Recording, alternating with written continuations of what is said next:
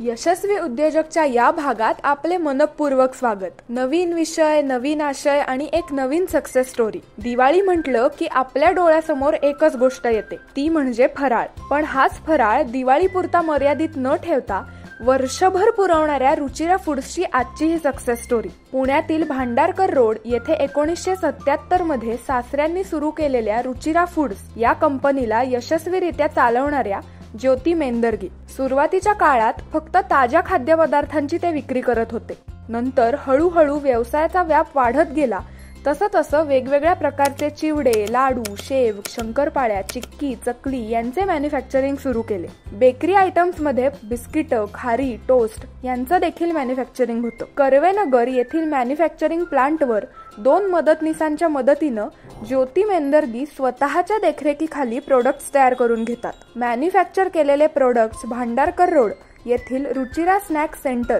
येथे विक्रीसाठी ठेवण्यात येतात। वर्षानुवर्ष चालत आलेल्या पारंपरिक पद्धतीने बनवलेले पदार्थ उत्कृष्ट दर्जाचे असतील तर ग्राहकही ते पदार्थ मनापासून खातात। ग्राहकांकडून मिळालेला उत्कृष्ट प्रतिसाद हाच आपल्याला आणखीन ऊर्जा देऊन व्यवसाय करायला प्रेरित करतो।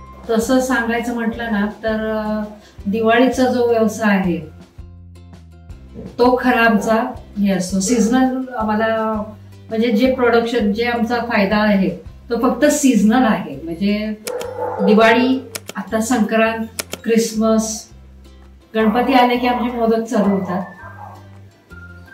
हे हँडल करताना मुख्य म्हणजे मला कस्टमरची मर्जी सांभाळावी लागते। त्यांना ज्या पद्धतीने हवं आहे ते सगळं लक्षात घेऊनच आम्हाला करावं लागतं।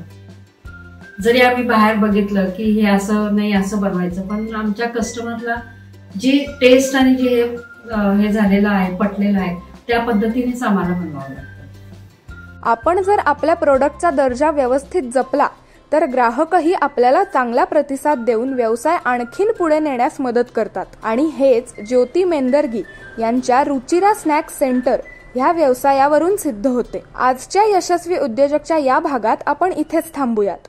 लवकरच भेटूयात एका नवीन सक्सेस स्टोरीसह।